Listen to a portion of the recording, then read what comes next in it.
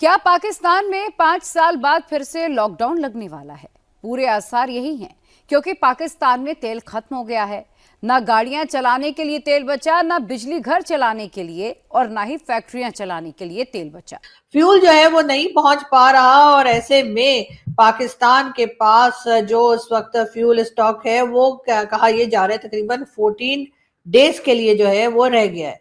जी हाँ, ओगरा की ये रिपोर्ट है और कहा यही जा रहा है कि जी अब 14 डेज के बाद क्या होगा, ये बात भी यकीनन सबके लिए बहुत परेशान कर देने। पाकिस्तान में पेट्रोल पंप्स पे भारी भीड़ है। जंग के कारण पाकिस्तान में तेल के दाम बढ़े हैं। इसमें यह जानना जरूरी है कि क्रूड ऑयल के दाम दुनिया भर में बढ़े हैं। $95 प्रति बैरल क्रूड ऑयल की कीमत है इस वक्त, और जंग के कारण जो ये दाम बढ़ रहे हैं तो उससे सभी जगहों पर तेल के दाम पे असर पड़ रहा है। पाकिस्तान की कुछ तस्वीरें हम आपको दिखा रहे हैं जहां पेट्रोल पंप पे लंबी लाइन लगी हुई है।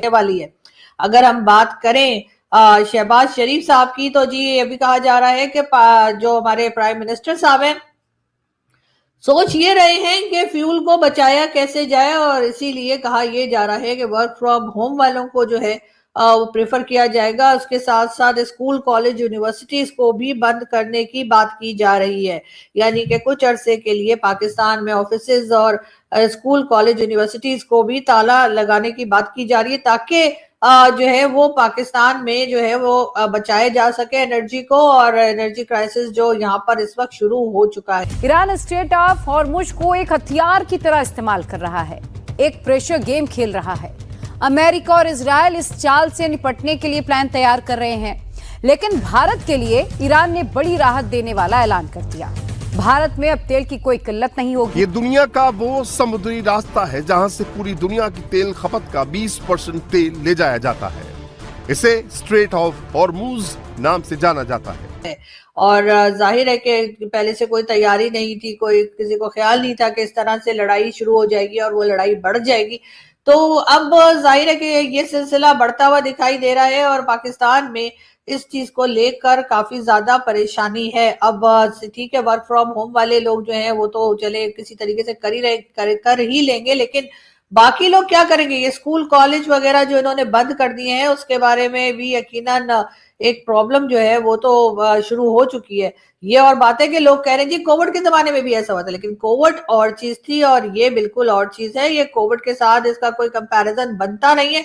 जैसे यूएई को अगर हम देखें तो यूएई में जिस तरह से अटैक पे अटैक चल रहे हैं उसकी वजह से पूरे यूएई जो है उसका दुबई और दूसरी जगह है उनका जो बिजनेस पे खास इफेक्ट पड़ा है। उसके लिए भी हमारे एक दो चार दोस्त जो इंडिया से भी मैंने जिनसे बात की वो ये कह रहे थे कि जी ऐसा तो कोविड के जमाने में भी हुआ था, और अगर कोविड के जमाने में हुआ था और अभी हो गया है तो यूएई इसमें से निकल आएगा। जी निकल तो जरूर आएगा और निकल आना भी चाहिए, लेकिन उसमें उनको बहुत टाइम लगेगा। और कोविड और चीज थी और ये अटैक्स जो चल रहे हैं टोटली अजीब बिल्कुल अलग चीज। में सेठी साहब, गैस और तेल दोनों की किल्लत को लेकर, फिर हमारी जो बिजली की जरूरियात है उनको लेकर काफी कंसर्न्स पैदा हो गए हैं। ये जो इस वक्त सिचुएशन है ये पाकिस्तान को कैसे इम्पैक्ट कर सकती है? देखिए, जाहिर है नेगेटिवली इम्पैक्ट होगा ना। पहला तो ये है कि अब तेल नहीं आएगा ना कुछ अरसे के लिए, वो नहीं आ रहा, तो आपके स्टॉक्स जो हैं, आपके रिजर्व जो हैं वो गिरेंगी। जैसे वो गिरेंगी तो आप रैशनिंग शुरू कर देंगे। और जो मैंने अभी देख रहा था मैं कि पेट्रोल डीलर्स एसोसिएशन वगैरह उन्होंने शोर डालना शुरू कर दिया है। वो कह रहे हैं 3 दिन से सप्लाई नहीं आ रही, और ये ऐसे अगर चलता रहा तो पेट्रोल पंप्स जो हैं वो ड्राई हो जाएंगे। सो अब वो आहिस्ता आहिस्ता अपना रिजर्व्स को कम करेंगे। गैस के भी वहां भी पाबंदियां लग जाएंगी, अभी भी पहले भी लगी हुई हैं और लगेंगी, और इसी तरह तेल के ऊपर भी लगेंगी। और मेरा ख्याल है तेल की शायद कीमत भी शॉर्ट टर्म में बढ़ानी पड़े, जो आईएमएफ कह रहा है।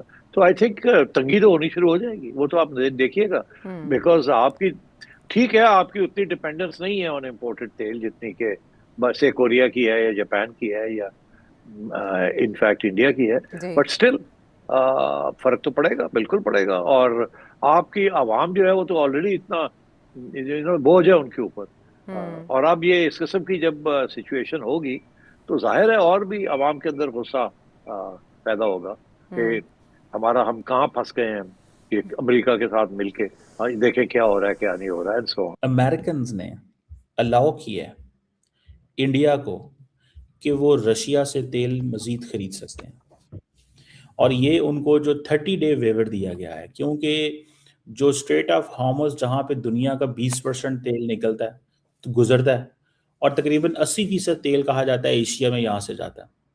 अब अमेरिकन्स कहते हैं कि जी हमें, क्योंकि ग्लोबल ऑयल सप्लाई चेन के अंदर ईरानियंस इस सप्लाई चेन को रोकना चाहते थे, इन्होंने क्या किया, इन्होंने सब उसको कहा कि जी आपको फ्रीडम हम देते हैं।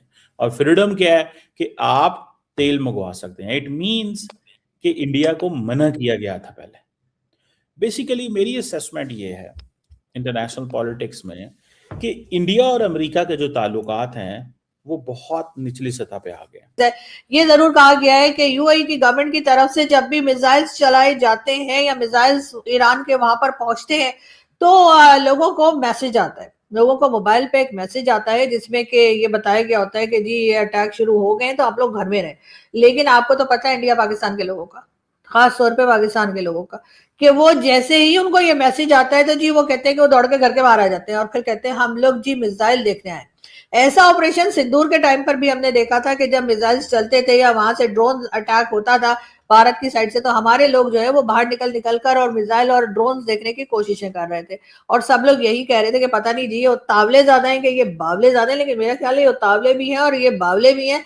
लेकिन अब यही उतावला और बावलापन जो है वो यूएई में भी दिखाई दे रहा है कि जैसे ही गवर्नमेंट अनाउंस करती है, जैसे ही गवर्नमेंट मैसेज करती है कि जी यहाँ पर जो है वो अटैक चल रहा है या अटैक शुरू हो गया है, उसी के साथ पाकिस्तानी और हिंदुस्तानी जो हैं वो घरों से बाहर आकर और देखना शुरू कर देते हैं कि जी कहां पर अटैक हुआ।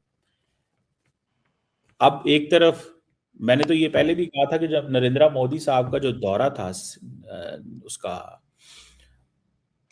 उसका तल अवीव जब पहुंचे वो इजराइल, तो that was not for giving legitimacy to just Netanyahu, that was to access कि इजरायली लॉबी अमेरिका के अंदर है उन तक पहुंचना था, क्योंकि इंडियंस ये समझते हैं कि हमारे अमेरिका में वो जो हमारी स्पेस थी वो कम हो गई है। तो ये जो तेल का मसला बना हुआ है, ये इंडिया सिर्फ इजरायली लॉबी की किसी भी चीजें अमेरिका में नहीं पुश करा सकता, क्योंकि अमेरिकन जनरली नाराज है इंडिया से। वो समझते हैं कि ये हमारा वो एलाय नहीं है जो एलाय हमारा वेस्ट है, या जिसना हमारे साथ लड़ते हैं, हमारे साथ आते हैं, जाते हैं, खाते हैं, पीते हैं, ये सिर्फ हमारे प्रॉफिट। नमस्ते दोस्तों, जय हिंद। टाइम्स पर स्पेशल में आपका स्वागत है। जैसा कि आप सब वीडियो क्लिप में देख ही चुके हैं, पाकिस्तान में इस समय पेट्रोल को लेकर हाहाकार मच गया है।